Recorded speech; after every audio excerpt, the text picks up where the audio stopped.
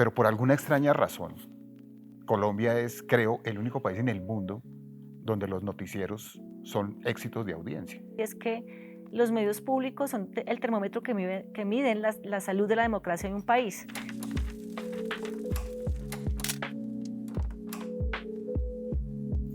Buenas, yo soy Santiago Rivas y esta es una conversación que vamos a grabar en esta alianza entre Gaceta y 070 que busca celebrar los 70 años de la televisión en Colombia, haciendo no solamente un recuento sino una proyección a futuro de lo que pueden ser, de lo que deberían ser, de cómo podrían ser los medios, especialmente los medios públicos, especialmente la televisión pública, en un momento en donde existe una discusión viva, una discusión muy caliente acerca de la naturaleza de lo público y la función de lo público, el interés público y las cosas que podemos extraer como ciudadanía, a quién le pertenecen. Esta conversación la vamos a tener con Diana Díaz, directora de audiovisuales, medios interactivos en el Ministerio de las Culturas, y con Dago García, vicepresidente de producción y contenido de Caracol Televisión. Diana, Dago, muchísimas gracias por estar acá con nosotros. Muchas gracias por la invitación.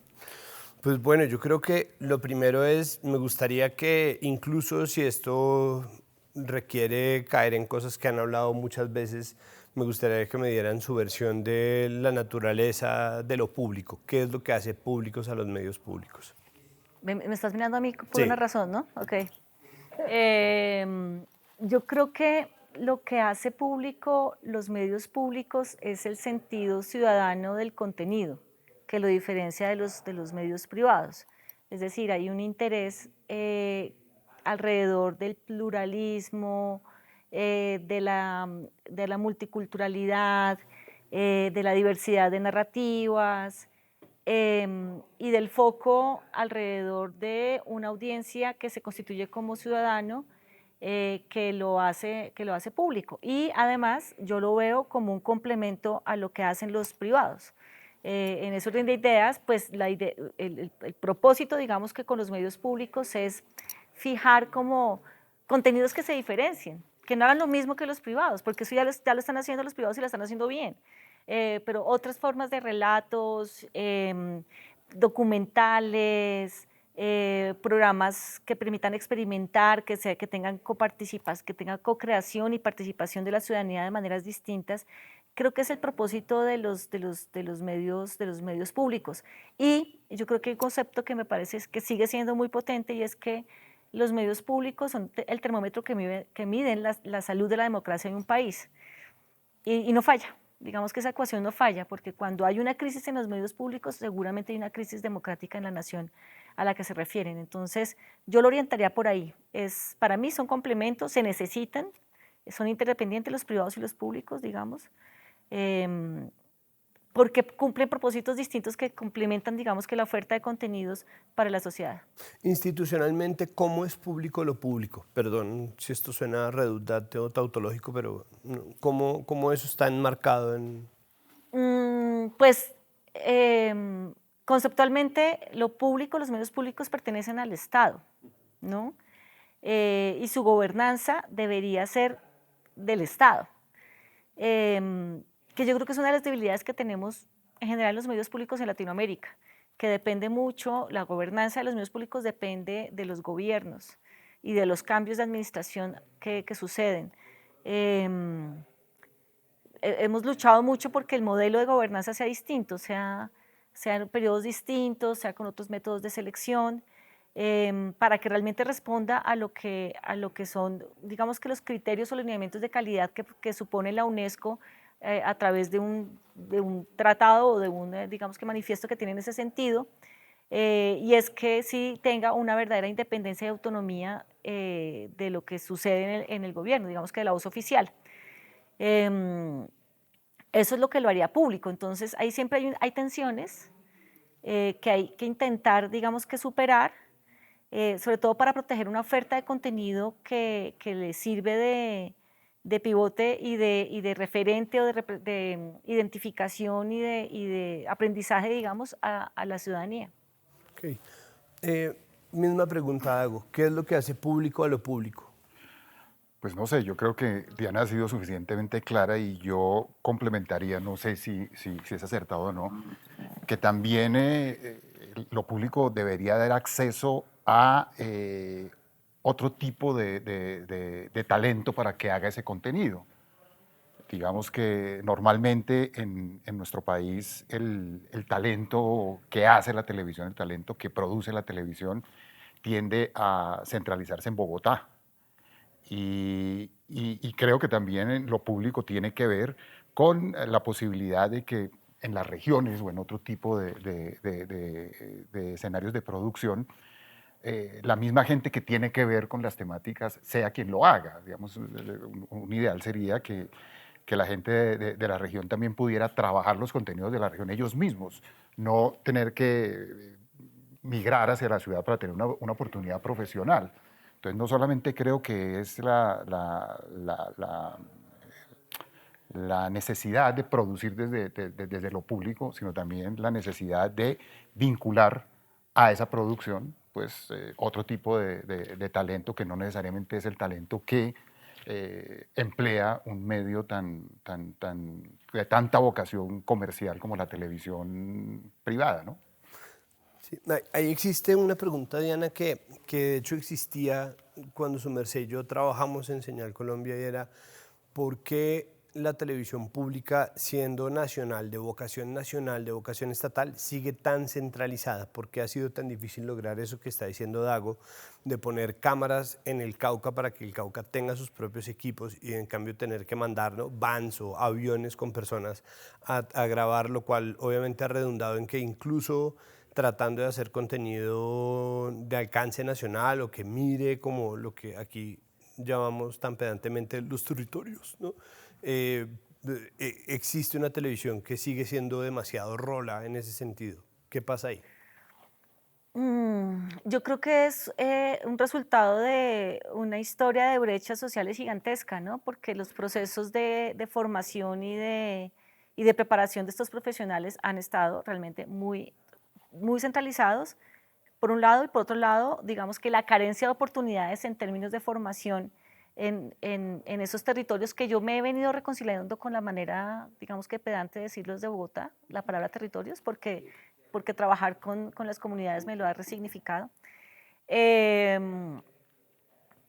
Creo que es una formación centralista, unas oportunidades centralistas y una carencia, hay que decirlo, o sea, se daría por supuesto, pero hay que decir que es que para una niña Wayuu o Witoto que sueñe con ser cineasta, va a ser más difícil, incluso para si es un niño Witoto, puede que sea más difícil para ella que para él. Y para ellos dos va a ser muy complicado cumplir ese sueño. Sin embargo, se han tomado medidas que han reducido un poco eso. En su momento en Señal Colombia creamos como unas categorías que se llamaban Colombia desde adentro, que básicamente era prohibido Bogotá y prohibidos como algunas otras instancias más de capitales importantes. Siempre está la duda o la pregunta por la calidad, donde uno tendría que comenzar a ser un poco más flexible, porque si uno espera que la calidad surja o se logre en un primer envión con una convocatoria focalizada, pues no se va a lograr. Y tiene que haber procesos intermedios que acompañen y que estén orientados a cualificar o a mejorar esas propuestas a la luz de lo que esa misma propuesta necesita, ¿no? Porque es que, pues no vamos a caer en la discusión subjetiva acerca de la calidad, pero es mejor a la luz de quién o a los ojos de quién, ¿no? Es a los ojos de las mismas personas que lo están haciendo y para quienes los están creando. Incluso el Ministerio de las Culturas ha hecho también grandes esfuerzos en generar otro tipo de mecanismos para que haya un fomento a la creación propia en los distintos territorios que se está dando también, y el Fondo para el Desarrollo Cinematográfico también tiene relatos regionales. Sin embargo, también es un asunto de lo que hemos llamado industria, porque no están los equipos allá, porque si toca trasladarlos, pues es más costoso, porque digamos que el pensamiento de producción en términos como industriales de unos llamados fijados a una hora quienes prestan servicios logísticos audiovisuales de pronto no están tan preparados. Entonces, parte de los desafíos que tenemos es generar las capacidades, instalar, generar las capacidades instaladas en los territorios alrededor de, o en las distintas regiones, alrededor de lo que se requiere en términos audiovisuales y toda la cadena de valor, y lo que se requiere en términos de logística para el audiovisual, que son otras lógicas, ¿no? Si pasa en Cartagena, si quieres hacer algo en Cartagena, pues necesitas allí que algo suceda en términos de hospedaje, de alimentación, que no es lo mismo para un turista. Sería absolutamente inalcanzable pretender hacer una producción con las tarifas para los turistas, ¿no? En Cartagena. Entonces, son discusiones que nos tenemos que dar, que incluso estamos dando con el Ministerio de Comercio y Turismo, porque sabemos que tenemos que trabajar de manera paralela en ese fomento. Okay. Ahí hay una industria que un poco termina haciendo el puente y sobre la que yo le quería preguntar precisamente, y es sobre el cine, porque existe una política de fomento al cine nacional en la televisión pública que yo no sé si eso está documentado, pero eso existe como casi como una regla. Pues Señal Colombia lleva poniendo documentales y películas desde el nacimiento de Señal Colombia en 2004. Yo quisiera saber cómo lo ve usted desde la televisión privada, y usted como escritor de cine y como gran promotor del cine colombiano, cómo ve el papel de la televisión pública hasta ahora en su relación con el cine, con la industria del cine. O sea, yo creo que en general lo que no se ha logrado entender del todo es como el nuevo panorama general de la industria, ¿no? Digamos que nosotros pasamos en muy poco tiempo de tener solamente 2 opciones de televisión a tener cualquier cantidad de opciones de televisión. Y digamos que seguimos viviendo, pienso yo, en un periodo de caos, donde todavía no se sabe muy bien dónde va a terminar esto. Pero poco a poco han empezado como a decantarse cierto tipo de economías, no sé si nombres solidarias, pero que yo creo que se podrían aplicar a las relaciones entre la televisión pública, la televisión privada, la televisión de streaming. Y un ejemplo bueno podría ser, por ejemplo, el de la relación entre la televisión abierta y la televisión de streaming, que en un momento se anunció el streaming como el final de la televisión abierta, y un poco desde una lógica analítica así iba a suceder. Y con el tiempo lo que se ha venido sucediendo es que empezamos a entender que nos necesitamos, empezamos a entender que interdependemos. Hoy en día nosotros, la televisión privada, todo lo que hacemos va para las plataformas y hacemos contenido para ellos desde nuestra fuerza de producción. Y en el caso de lo que hablábamos anterior, de los canales, por ejemplo, regionales, por nombrar solamente un caso, muchas veces, en términos de economía, para un canal privado, la posibilidad de viajar a una región y no tener que incurrir en los gastos de personal, de pasajes, de viáticos, de cualquier cantidad de cosas, sería a nivel de economía de escala una maravilla. Sin embargo, las veces que hemos tratado de hacerlo, nos encontramos con lo que hablábamos anteriormente, y es que el personal de la región ha migrado por razones de oportunidades profesionales. Pero lo que creo yo es que hay que aprovechar como un momento de la industria en la cual la demanda de contenido es monstruosa, ¿cierto? Y hay que empezar como a buscar alternativas, no solamente en los contenidos de seriados, sino también en los contenidos del cine. Hay que empezar y de hecho hay algunos ejemplos exitosos que se están haciendo en ese sentido. Hay ciertas series que se han producido en las regiones, por ejemplo, y que han ido a las plataformas, que han ido a las plataformas porque el nuevo panorama admite que ciertos formatos que antes solamente podrían vivir o en la televisión regional y no en la televisión abierta, han encontrado su lugar allá. Y lo mismo va a ocurrir y está ocurriendo con el tema cinematográfico. La nueva industria necesita contenido de todo tipo, desde contenido de cine como de contenido propiamente de televisión. Y yo creo que lo que hay hoy en día que plantearse es cómo integrarse a ese nuevo panorama general de la industria, donde realmente la demanda de contenido es monstruosa, y ahí supuestamente debe haber oportunidades para todo, incluso para la producción cinematográfica de las regiones.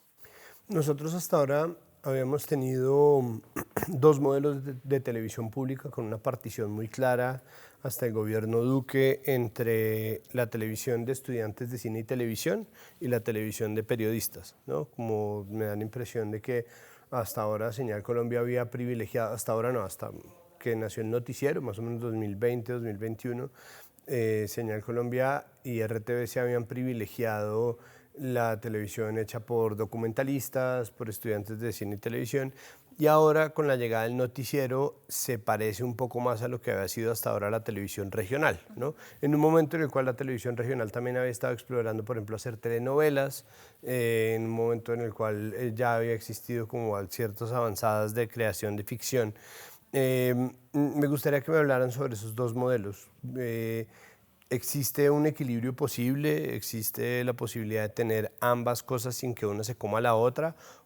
Porque mi impresión y mi opinión es que en la televisión pública regional hasta ahora la vocación periodística siempre termina prevaleciendo, supongo que porque es más barata, no sé exactamente por qué, pero en cuanto eso entra, los canales empiezan a volver y corren el peligro de volverse noticieros de 24 horas. ¿Ahí qué pasa? Pero digamos que también en los últimos años la producción de contenidos de dramatizados de formato pequeño y muy centrados en la región ha crecido también. Y creo que ha crecido más que el tema de los noticieros.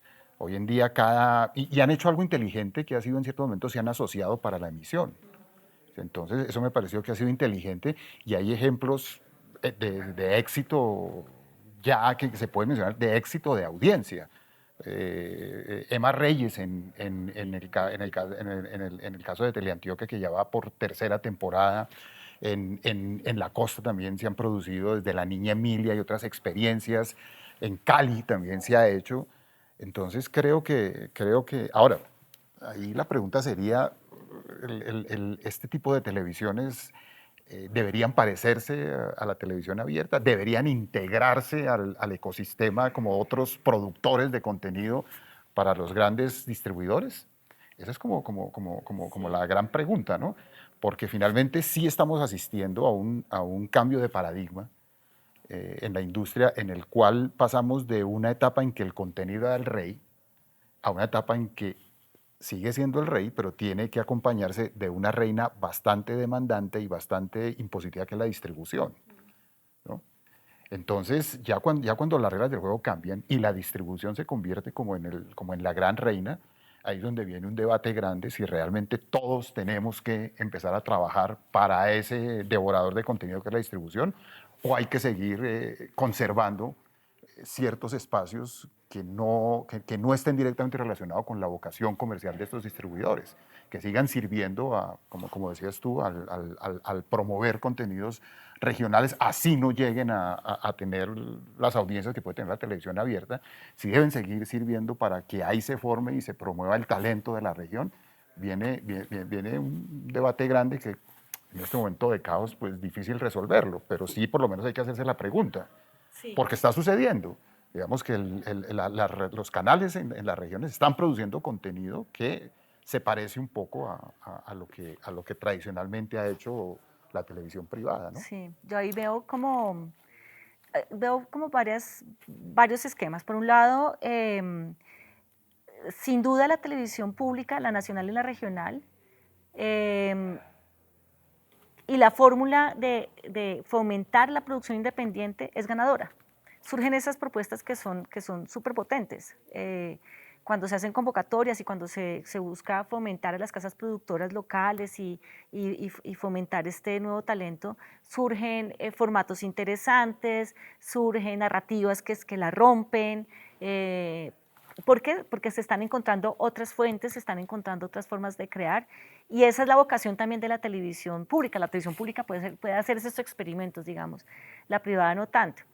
Cuando surge, digamos que el fomento, porque incluso fue una política de gobierno, fomentar la creación de dramatizados, yo creo que hubo en el fondo una intención como de generar un contrapeso a los privados con los que yo no estoy de acuerdo, pues, o sea, han salido cosas muy buenas.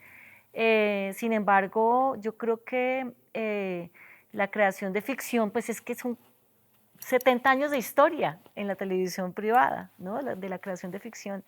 Y en la pública hemos estado como A veces orbitando. incluso en noticieros, no entiendo, ya, perdón. Y hemos estado orbitando como, con muchos formatos en la pública, entonces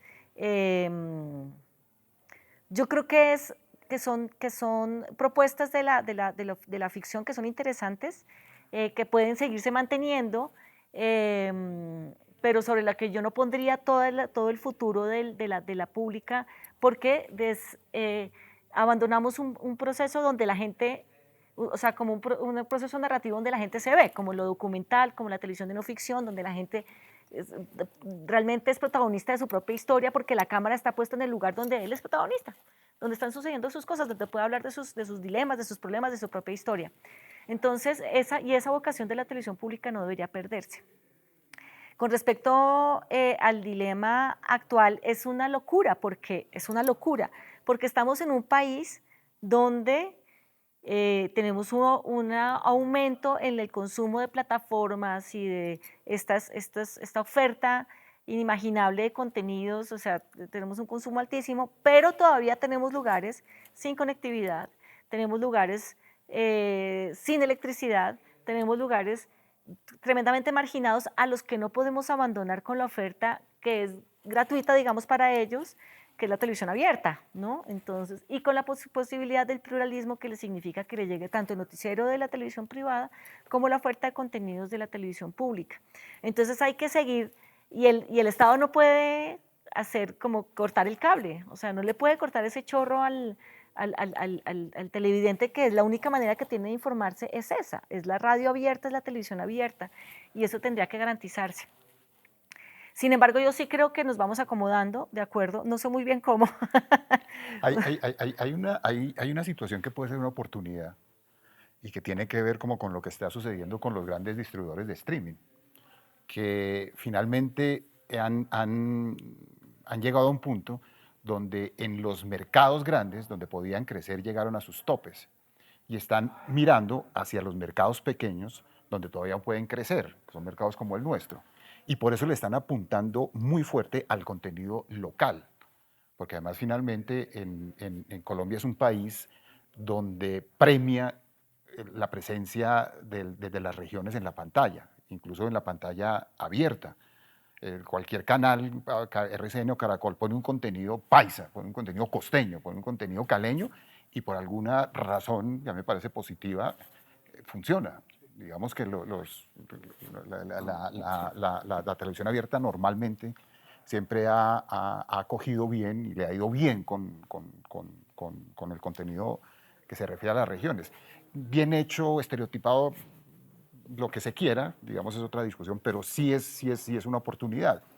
Y creo que cada vez más esos streamers van a tener que, y de hecho el discurso con ellos cambió radicalmente. De las primeras aproximaciones que hacíamos con nosotros, que nos decían, mire, tráiganos cosas, pero que no se parezca a lo que hacen ustedes en televisión abierta, porque finalmente su primera estrategia era diferenciarse de la televisión abierta. A hoy en día que nos dicen, no, haga todas las cosas como usted normalmente las hace y ojalá que le hable a su gente, porque ellos necesitan es que esos contenidos funcionen aquí. Si esos contenidos que se hacen aquí terminan siendo éxitos mundiales, pues es un plus. Pero realmente el primer objetivo es aquí, porque aquí es donde tienen que conseguir nuevos suscriptores. Donde en Europa y en Estados Unidos ya no van a conseguir más y ellos tienen que seguir creciendo.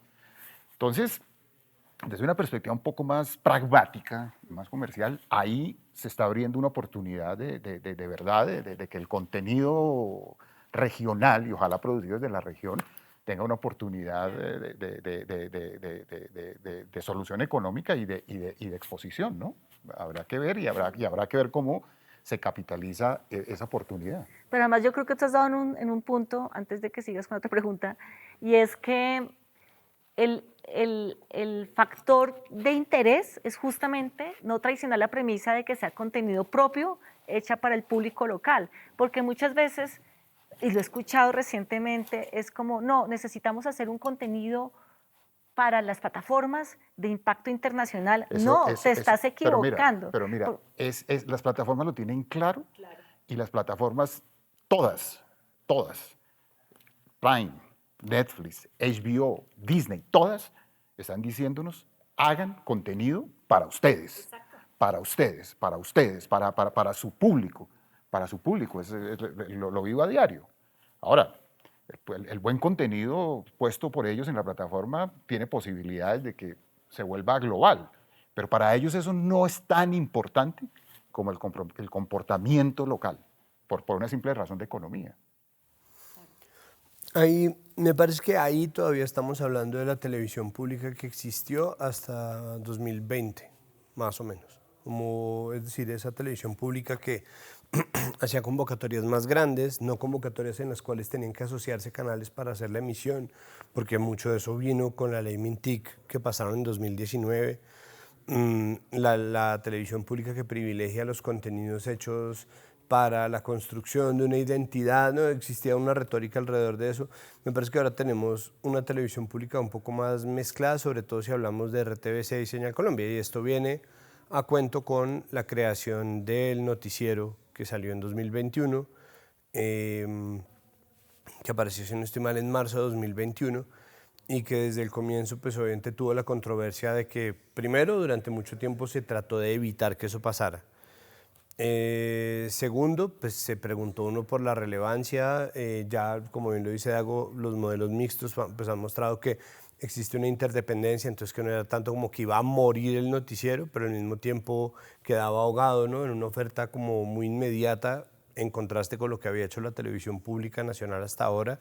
Y tercero, pues obviamente abre la puerta para que los distintos gobiernos nos cuenten su propia historia en espacios en donde solía estar la voz de la gente o la voz de las regiones. Entonces ahí creo que hay muchas preguntas, perdónenme que me extienda, pero creo que la primera pregunta es sobre la vocación política de los medios públicos, es decir, cuál es el alcance de esa vocación política, y segundo, sobre el énfasis que se le está poniendo al noticiero, porque es que últimamente RTV6, si ustedes ven la presencia en redes, ya no existe una presencia de nuevas producciones ni series documentales, sino una presencia constante y un énfasis en comunicaciones que está ligado a RTV6 Noticias, que es un poco el testigo que le entregó el gobierno Duque al gobierno Petro, y que el gobierno Petro decidió aumentar en una competencia ya no de producción de contenidos de calidad, sino de contenido noticioso contra medios privados que pueden o pueden no estar siendo injustos con el gobierno. Es decir, desde esa percepción se crea una carrera política. Entonces, de nuevo, hago todo este tema porque eso creo que es la gran polémica de los medios públicos ahora. Me gustaría entender. Entonces, empecemos desde el comienzo. ¿Cuál es o cuál es para ustedes la medida de la vocación política de los medios públicos? Para mí el fondo de los medios públicos debería ser como un escenario que aporte a la formación ciudadana, a la formación ciudadana desde una perspectiva crítica, con la posibilidad de tener las herramientas suficientes para formarse su criterio propio. Pero pues yo soy ilusa, entonces eso no necesariamente siempre es así. No, pero si ustedes no son ilusos, entonces ¿dónde vamos a quedar? No, por eso. Si ustedes no defienden la utopía, apague y vámonos. Vamos por la utopía, Dago. Sí, yo creo que firmemente en esa premisa, y creo que es sobre lo que hay que trabajar. Por eso es tan importante que los medios públicos, su gobernanza no dependa de los gobiernos de turno, que es donde está la complejidad. Yo lo estoy como tramitando en términos de un cambio en la vocación de Señal Colombia, ¿no? Seguramente hasta las veces que yo he hecho parte de Señal Colombia, he buscado que la vocación del canal sea una vocación dada a la ciudadanía, a las regiones, a los relatos propios, a la exploración, a la experimentación de lenguajes, a fortalecer muchísimo la franja infantil, por ejemplo, como con principios de participación y de co-creación con chicos y chicas, que ha sido realmente revelador en términos como de representación y de reconocimiento hacia el mundo. Pero la vocación cambió, y cambió porque cambió la gobernanza. Para mí, eso no sería tan problemático si fuera más transparente el hecho de cuál es la voz que se está digamos que, enunciando en el noticiero o en el informativo, digamos. Porque para mí es un informativo que está dando cuenta de unos testimonios o de una información de unos puntos de vista distintos a los que dan los medios los medios privados. Me parece que en ese caso debería ser transparente desde donde se enuncia con esa claridad. Y por eso yo lo llamaría más informativo. Sí creo que como esa es la vocación, pues los otros relatos a los que estábamos, es como una imagen de Señal Colombia que se ha deconstruido hacia otro lugar, ¿no? Y ya es un Señal Colombia distinto al que se venía haciendo hasta el año 2018-2019, digamos, y por muchos lustros. Pero eso va a seguir siendo así. Puede ser que la vocación se vuelva a estos relatos más de no ficción, más documental, más de creación desde la producción independiente, etcétera, pero dependerá de un cambio de gobernanza de la administración, de una administración, dependerá de ese momento, hasta que no haya una política pública que marque una diferencia en ese sentido, para lo que se necesita voluntad política. O sea, es muy complejo. Pero eso sí va a pasar, eso tiene posibilidad de pasar. Pero yo creo que ahí hay un elemento a tener en cuenta, que es el elemento cultural. Finalmente, un canal de televisión en sus parrillas de programación es un contenedor de muchas cosas, es como un gran contenedor de formatos, de narrativas, de muchas cosas, pero por alguna extraña razón, Colombia es, creo, el único país en el mundo donde los noticieros son éxitos de audiencia y están puestos en horarios de prime time. En ninguna otra parte del mundo usted va a encontrar que, por ejemplo, en el caso de un canal como Caracol, el programa líder de audiencia sean los noticieros. Y fíjense que en los canales regionales, por ejemplo, los noticieros son los que han o sea, cuando usted mira las curvas, solamente en los noticieros se refleja un aumento significativo de audiencia en estos canales que incluso empiezan a coquetear con los canales privados. Algo ocurre ahí. Algo ocurre en el perfil de nuestro televidente, en el perfil de la relación del público con su televisión, pero pareciera ser que a los colombianos les gusta ver noticieros para informarse, para lo que sea, pero digamos, eso es una realidad. Es una realidad comprobada por la experiencia. En ninguna otra parte del mundo ocurre, se los garantizo. En ninguna parte del mundo el noticiero está de 7 a 8 de la noche y es el programa más importante en términos de audiencia. Normalmente en los demás países los noticieros son una hamaca, o sea, dependen mucho de qué viene antes y qué viene después. Y tratan como de amacarlos para que la gente los vea. Aquí no, aquí al contrario, el noticiero es el que empuja. Y no solamente en la televisión abierta, en la televisión regional y en la televisión pública. Entonces ahí hay un elemento a tener en cuenta. No solamente es voluntades políticas o gobernanzas, sino también como ver por qué ocurre esto y a partir de ahí analizar qué es lo que sucede con los medios de noticias. Sí, y sumando un poco a lo que dice Dago, pues muchos canales públicos en el mundo tienen noticieros. Sí. Muchos canales públicos tienen noticieros. Y hay otra cosa que también creo yo que hay que incluir en el debate, y es que finalmente, después de muchos ires y venires de 70 años de televisión, ya el tipo de uso que hace la gente de la televisión, el tipo de relación que tiene la gente con la televisión es muy diferente al que tuvimos, qué sé, tú o yo. Santiago es muy joven, entonces no lo podemos incluir en el grupo. Pero ya la gente establece un tipo de relación crítica con sus noticieros. Sí, yo soy de la época en que yo sí estaba convencido de que si había el televisor eran unos muñequitos ahí adentro del televisor, o era de la época en que las señoras cogían a las villanas de las telenovelas en los supermercados y les pegaban. Hoy en día la señora encuentra a la villana y la felicita por el buen trabajo que está haciendo. Y lo mismo ocurre con los noticieros. La gente o sea, la gente establece, lo sé, la gente, por todo. Nosotros como televisión privada nos la pasamos la mitad del tiempo haciendo análisis de audiencia, investigaciones, consultando lo que está sucediendo, porque es nuestra vocación. Y tenemos claro que la gente ya no ve y dice, porque lo dice el noticiero es verdad. Eso tampoco es una relación tan directa en ese sentido. La gente sabe hacer un uso de lo que ve y crea una distancia crítica con lo que ve. No es que se coma los cuentos, al contrario, es bastante desconfiado con lo que ve. Entonces, hay una cantidad como de elementos de cultura, de elementos de la nueva relación de la gente con la televisión, que en el debate acerca de lo que menciona Santiago hay que empezar a considerar. Y hay más formas y fuentes de contraste, digamos, de esa información. Sí, pero que la gente sea crítica es excusa y permiso para hacer noticieros sesgados o desinformativos, es decir, porque yo entiendo, estoy de acuerdo, pero al mismo tiempo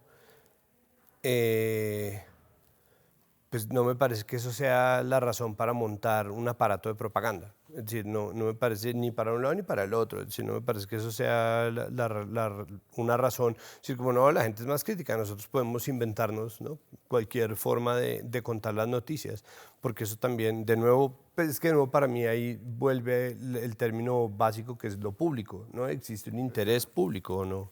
Sí, pero yo creo que también ahí yo creo que tiene que ver mucho con el rol y la responsabilidad detrás de quien crea la información y de su propósito ante el mundo. Y en este momento, digamos que no solamente esto es cuestionable con respecto a los noticieros, sino con cualquiera que construya contenidos y los ponga a disposición de sus seguidores en cualquiera de las redes sociales, por ejemplo. Y ahí sí que se ha degradado enormemente buena parte de lo que sucede, porque le estamos dando crédito a gente que no tiene, que no es que no tenga preparación como comunicador, como periodista, que de pronto no la tiene, sino que no tiene como el sentido y la responsabilidad de lo que significa afirmar algo, decir algo con respecto a alguien, hacer un juicio de valor con respecto a algo y que eso tiene unas consecuencias, ¿no? Entonces, yo creo que en términos generales tiene que ver con el momento que estamos viviendo, el estatus de verdad, cuál es el sentido o la responsabilidad detrás de decir las cosas y asumir los efectos de que eso se esté enunciando o diciendo en un momento dado, ¿no? En general yo lo veo es hacia donde apuntemos, si hay un contenido, deberíamos estarnos cuestionando con respecto a qué estamos haciendo con ello. También hay que tener en cuenta que, digamos que en esa vieja fórmula de emisor-receptor, emisor-mensaje-receptor, que suponía que había unos emisores como con una coherencia lógica, con unas intencionalidades lógicas y unas intencionalidades concretas, construyendo un mensaje para una audiencia pasiva que los consumía y era fácil manipulable, pues no hay tal. Digamos que al mismo nivel de la creación de los contenidos y de los noticieros hay una cantidad de contradicciones, hay una cantidad de tensiones, hay una cantidad de debates y de controversias que hacen más complejo el análisis. O sea, en el tema de las noticias todo pasa, como dice Diana, por quien genera la información, por quien se aproxima a la información y por las relaciones que tiene ese personaje con la estructura de un noticiero, por ejemplo. Y que no siempre, o sea, digamos, hoy en día nadie va a poder en un noticiero sentarse en una sala de redacción y tal, vamos a tirar línea por acá, ¿cierto? Porque eso sería el camino directo mejor dicho, al COVID en tiempos de redes sociales y esta facilidad que se tiene para comunicarse con el mundo, sería un suicidio.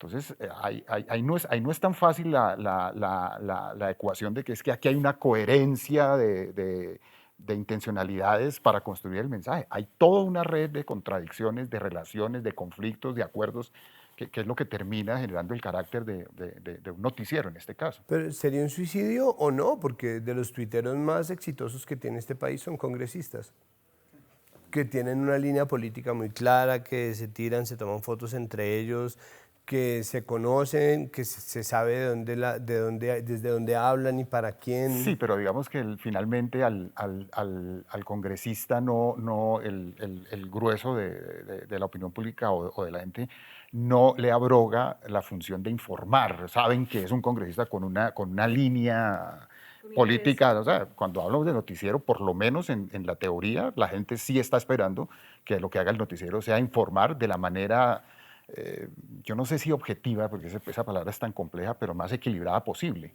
¿cierto? Entonces sí hay una diferencia entre lo que puede hacer un político y la exposición que pueda tener alguien que trabaja en un noticiero o los mismos noticieros desde estas tribunas. Sí, es que yo creo que también tiene que ver con los tiempos que estamos viviendo de una inmensa polarización y del sentido de los medios en esa lucha y en esa puja política, porque en términos, digamos que el concepto básico del periodismo es la búsqueda de la verdad, cuando la verdad también está medio confundida, medio perdida. y hacer control político cuando políticamente tenemos tantas tensiones, yo lo veo como una maraña, como una madeja enredada, donde uno, como está en la mitad de la madeja, pues está igualmente enredado, o sea, está también con complejidades en la manera como asume el estatus de verdad de lo que me están queriendo informar, y cómo asume la posibilidad de contrastar la información con otros. O sea, lo digo yo como ciudadana, como audiencia, digamos. Yo creo que en este momento la única alternativa que tenemos es dudar de todo, digamos. Es dudar de lo que damos por hecho, lo que damos por cierto, para que tengamos como la posibilidad por lo menos de darle un campo a la incertidumbre del momento y entender que en esa incertidumbre hay como un espacio de movimiento con respecto a la información. Está siendo muy complejo, Santiago, muy complejo lo que estamos viviendo en este momento. Pues es que hay algo, y con respecto a esa postura que yo también he defendido, mi posición ha cambiado un poco porque ahora siento que el pensamiento crítico se está volviendo como el reciclaje. Es decir, se está tratando de solucionar un problema sistémico abocándolo a medidas individuales, como te están desinformando constantemente, ¿no? Y ahora el gobierno también, ¿no? Entonces, no, sé crítico, duda, piensa tú. Es como, no, es decir, tendríamos que ahí sí, como sociedad, o si vamos a tomar medidas individuales, al menos exigir que se produzca menos basura, como con el reciclaje, ¿no? Como que se produzca menos plástico, como con el reciclaje. Como ya que se probó que el reciclaje no existe, ahora temo que el pensamiento crítico tampoco funcione. Es decir, no, yo creo que sí funciona, pero no funciona solo. No funciona solo. O sea, sí es importante que, por ejemplo, esto va a sonar nuevamente a utopía, pero sí creo que hay que trabajar en que los medios y los que informan pues tengan más criterios y formas de autorregulación con respecto a lo que quieren, o sea, recupera la esencia, el sentido de la información y del periodismo. Y yo creo que la autorregulación, y cuando la autorregulación no solamente es el medio dentro de sí mismo, sino entre los medios, que haya sistemas y los informadores, digamos, sistemas de autorregulación que llamen la atención como, hermano, te pasaste, ¿no? O sea, esto es inaceptable para el oficio. Eso sucede en muchas partes del mundo, sobre todo las más democráticas, nuevamente, ¿no? Esos sistemas de autorregulación. Porque si hay algo que se impone, y eso también lo he aprendido yo ahorita que estoy desde el punto de vista del regulador y bueno, en lo que se refiere al cinematográfico, si hay algo que se impone porque alguien actúa mal, estás fregando al que está actuando bien, ¿no? Y el que actúa mal sigue buscando maneras de salirse del rebaño. Entonces llega un punto en que no, de verdad, no nos obliguen a hacer más normas, a hacer más decretos, cuando ustedes tampoco están dando la discusión o la lucha por cuál es la ética detrás de esto. ¿Cuál es la discusión ética detrás de esto? Estas discusiones se deberían estar dando además como con unas mismas medidas de hey, o sea, ten en cuenta que te estamos viendo, te estamos observando y estamos cuestionando buena parte de lo que estás haciendo porque estás buscando otras cosas distintas al propósito del oficio. Esas cosas deberían estar sucediendo como sociedad. Entonces, no solamente uno como ciudadano diciendo como, claro, para no caer en las teorías conspirativas, que es muy fácil, ¿no? Como entender que todo el mundo le está fallando a uno y todo el mundo le está queriendo engañar.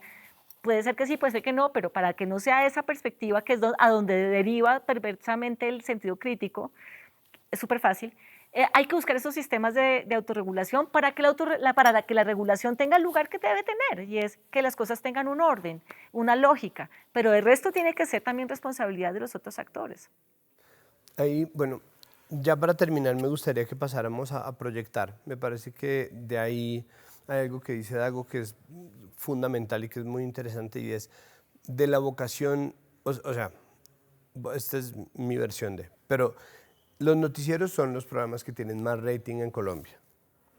Por lo tanto, la vocación política o la vocación periodística informativa de un canal es también su relevancia en términos de audiencia, es decir, su posicionamiento. Y otra cosa que dices tú, Diana, y es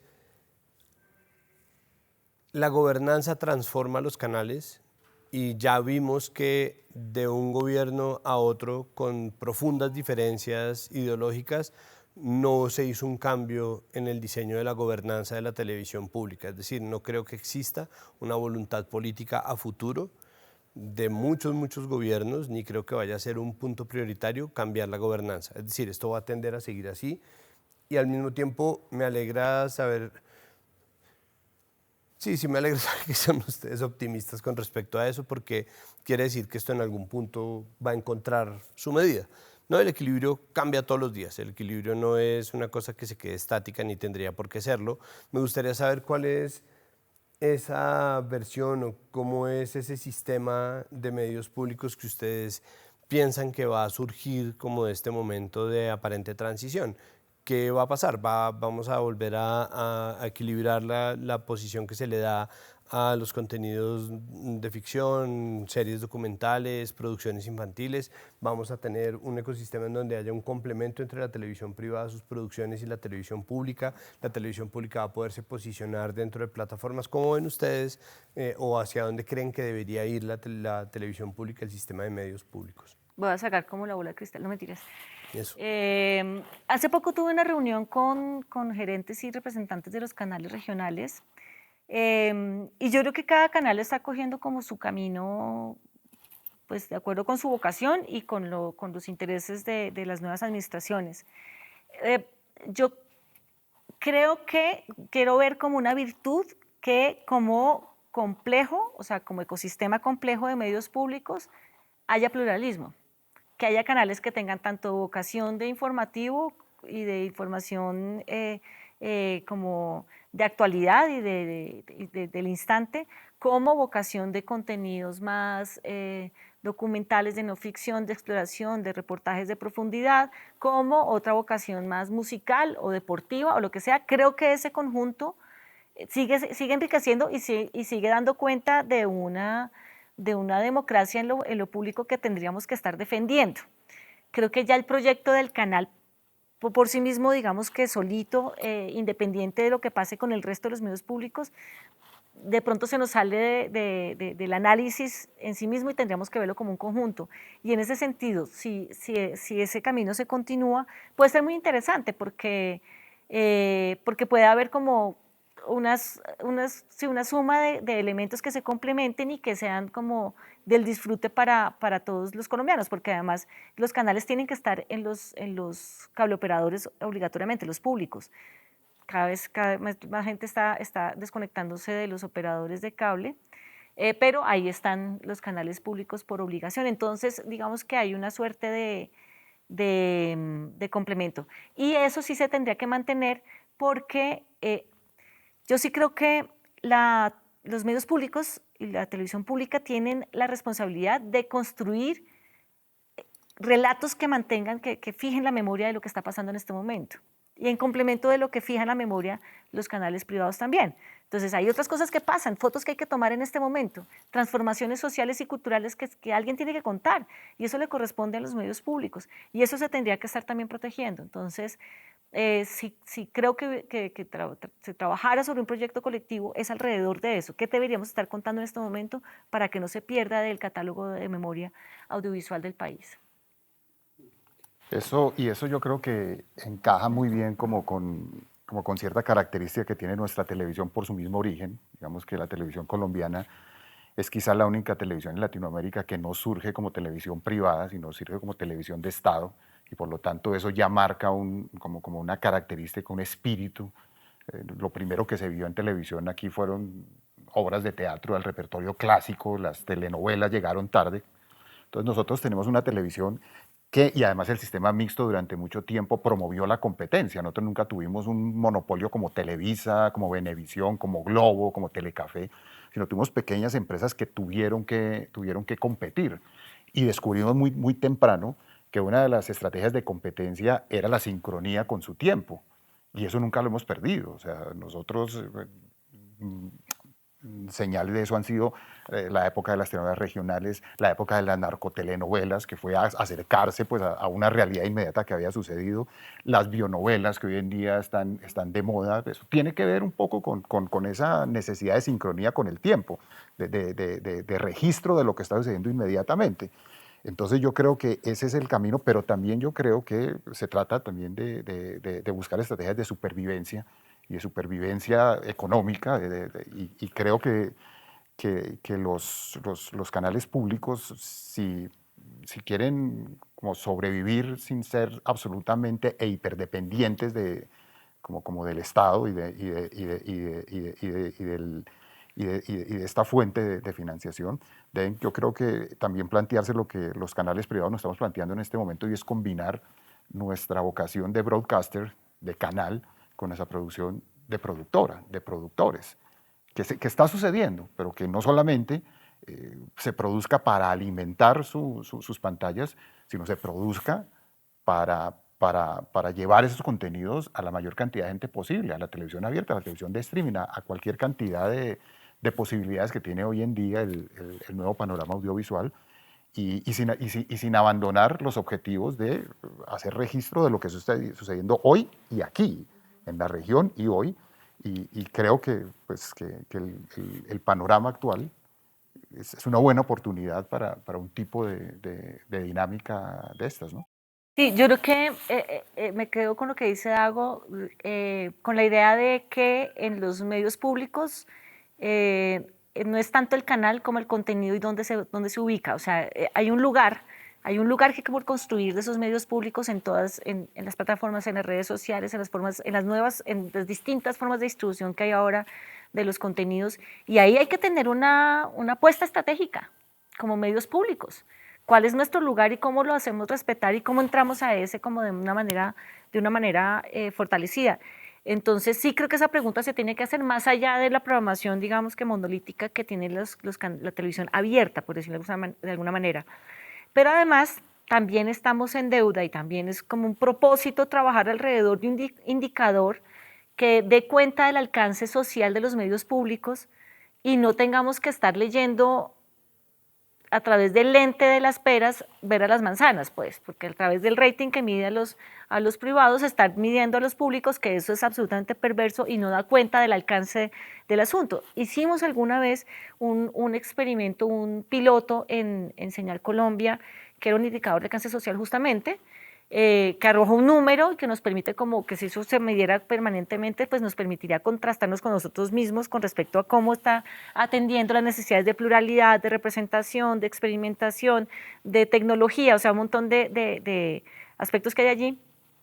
Y en eso, digamos que estamos queriendo trabajarlo con los medios, con los canales regionales que están interesados. Entonces, y poder dar cuenta, hablarle al país de otro registro distinto, que también de la lectura de lo que está pasando con los medios Claro, públicos porque ahora. desde la medición también se proyecta un estilo de televisión. Claro. Si estamos midiendo tal vez por eso en determinado momento empieza la televisión pública regional a parecerse a la televisión privada, porque se está midiendo desde los mismos criterios, y no debería ser así, porque son dos vocaciones diferentes.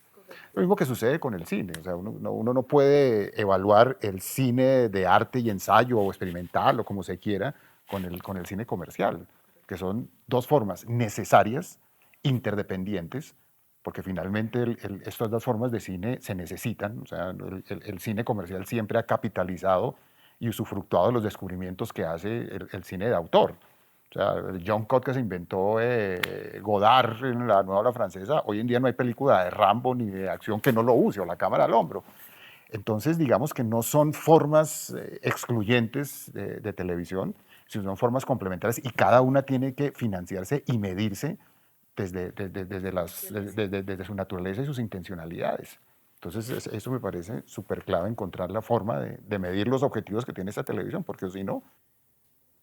Que en este momento parece ser Twitter, ¿no? La medida de la televisión o de las comunicaciones parece estar en las redes sociales, parte en TikTok, parte en Instagram, parte en Twitter. O sea, la discusión pública mide mucho de cómo se perciben los medios, Sí, el periodismo. pero creo que iría por una cosa más de...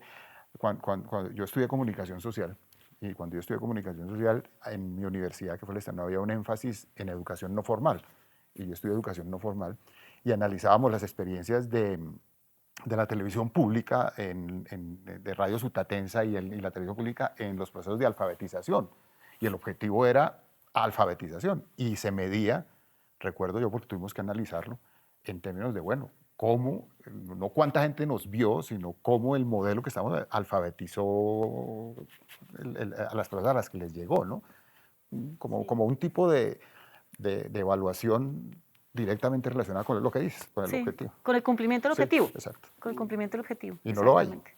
No, no lo hay. No lo hay y claro, se echa mano de lo único que hay, que es además un sistema súper complejo, súper especializado y súper pragmático. Es un país reflejado como un gran mercado. O sea, digamos que el rating mide es un mercado, no un país. Y este tipo de selección debería medir es un país, no un Exacto. mercado.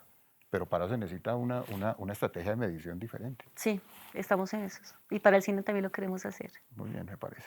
Bueno, muy bien. Les agradezco muchísimo. Gracias, Diana, Santiago. muchas gracias. Gracias, Diana. Y muchas gracias a ustedes por quedarse con nosotros en esta conversación que hacemos en esta alianza entre Gaceta y 070. Hasta luego.